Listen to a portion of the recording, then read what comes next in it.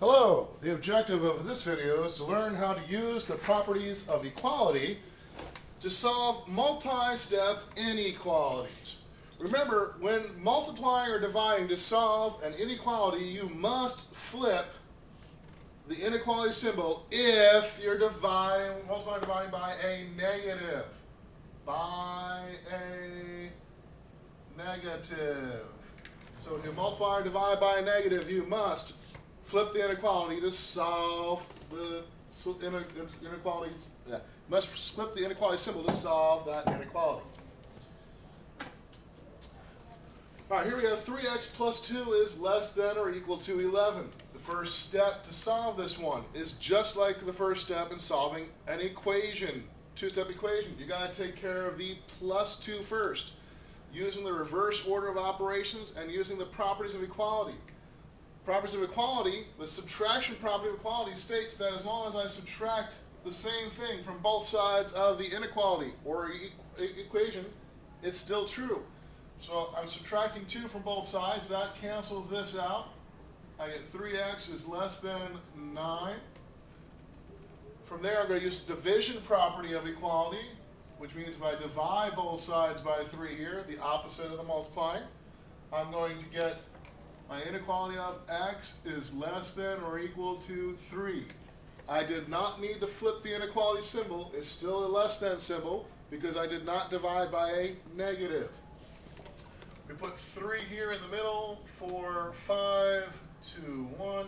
We're going to have a closed circle over the 3, and it's going to go in this direction.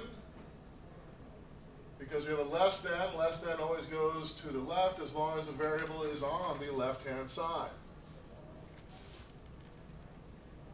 Here I need to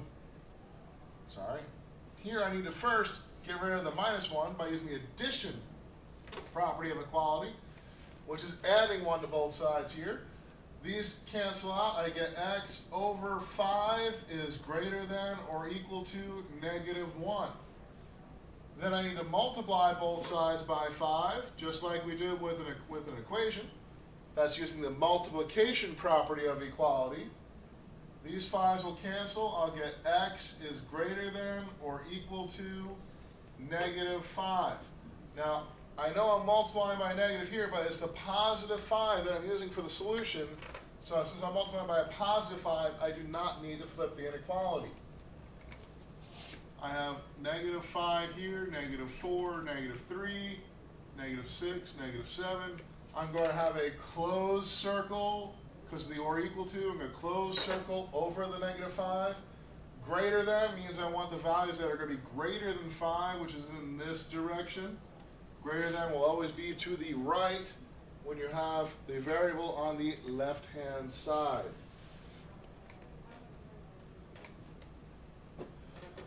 Here's some other inequalities, two-step inequalities. First, we switch things around a little bit here, but it still works the same way. I got to take care of the opposite of the order of operations. I got to take care of that minus 1 first by adding 1 to both sides. Remember, we're looking for the sign in front to figure out what we're doing. When we've got addition and subtraction and a number in front like this, the sign in front tells us we're adding 1. These cancel. You get negative 2x is greater than or equal to negative 10. Then I'm dividing by negative 2 using the division property of equality. Negatives cancel here. Since I am dividing by a negative, the inequality symbol flips around. So I get x is less than or equal to a positive 5.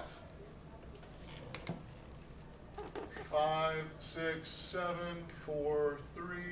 Closed circle over the 5 because of the or equal to. Going to the left because I have a less than symbol and the variable is on the left-hand side. Less than, as long as the variable is on the left and you have the less than, it's going to go in this direction, the left-hand side. There's your graph.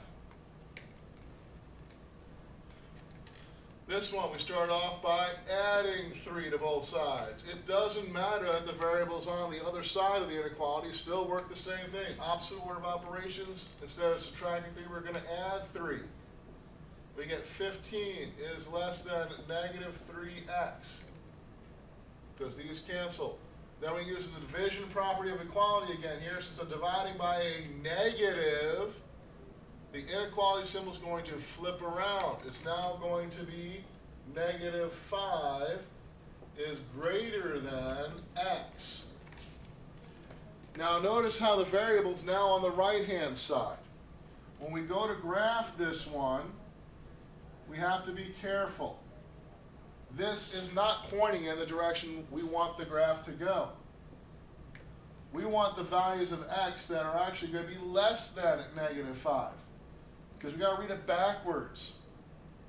And the variables here, we're actually going to be going in the opposite direction of what the sign says for the arrow. Open circle, because there's nowhere equal to. Negative 6. If I plug in negative 6, is negative 5 greater than negative 6? Yes. So I do want this number. Is negative 5 greater than negative 7? Yes. Is negative 4? Is negative 5 greater than negative 4? No. Is 1,000 greater than, is a negative 5 greater than 1,000? No. So we don't want to go in that direction. We want to go in this direction. See how it actually hasn't flipped around because of the fact that we're writing it backwards. We could write this as x less than negative 5. You'll remember when you're asked to figure out what the inequality symbol, the gator mouth thing, gator mouth always points towards the greater thing. Well, the gator mouth is pointing towards the negative 5 here.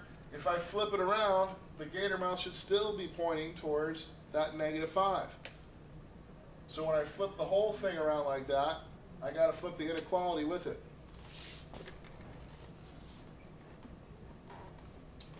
Here's a long word problem.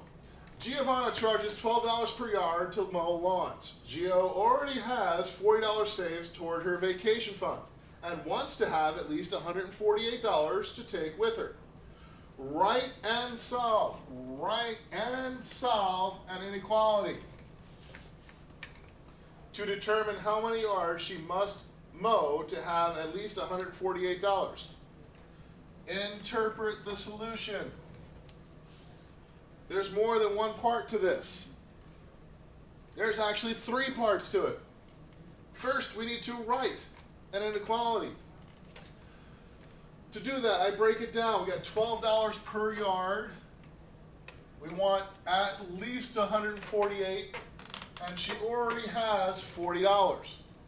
That $40 isn't per yard, it's something she already starts with. So we're going to have that plus 40 is going to be something she started with. $12 per yard.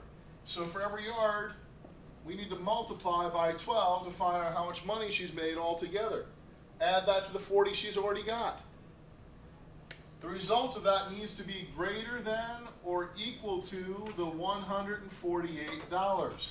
At least is a keyword for greater than or equal to. So that's our inequality. 12y plus 40 is greater than or equal to 148. Still working on that same problem because we are asked to solve it. To solve it, we start off by subtracting 40 from both sides. That gives us 12x is greater than or equal to 108. Then we need to divide both sides by 12. That gives us x is greater than or equal to, no need to flip it, I didn't divide by negative.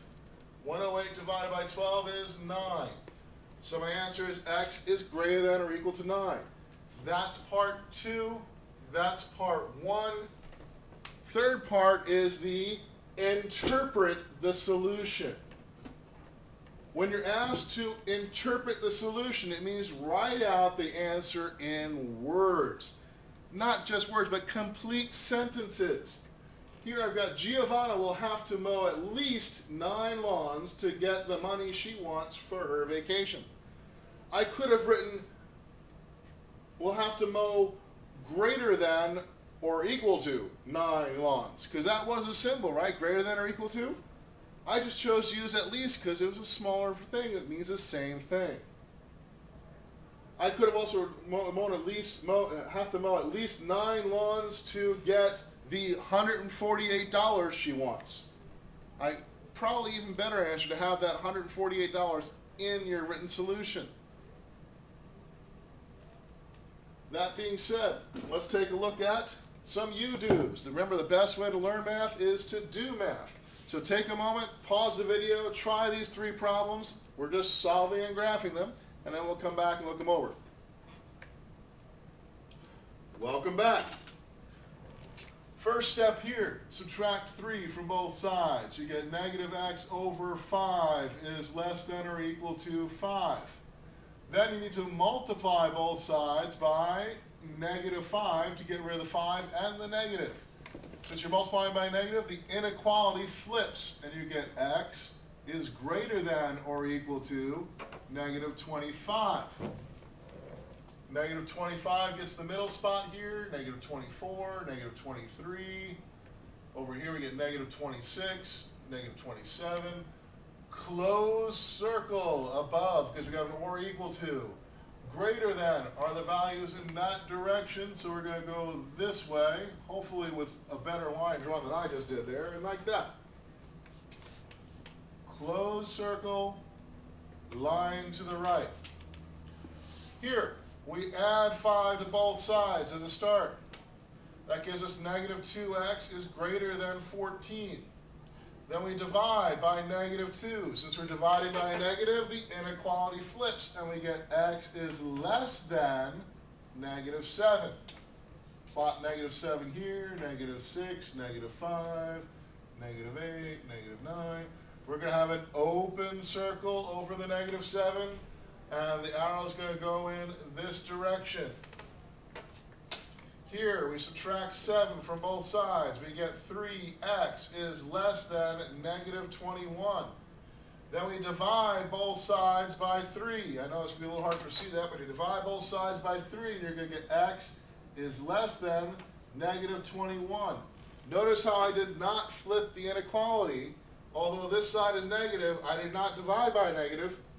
I divided by a positive to solve. So this is negative 21. Negative 20, negative 19, negative 22, negative 23. We have an open circle over the negative 21, and a less than means we're going to go in this direction. That's solving multi-step inequalities and graphing them. We use the properties of inequality to do that. Don't forget those properties of equality, which are the same for the properties of inequality. The only change there is that when you're multiplying or dividing by a negative, you have to flip the inequality symbol.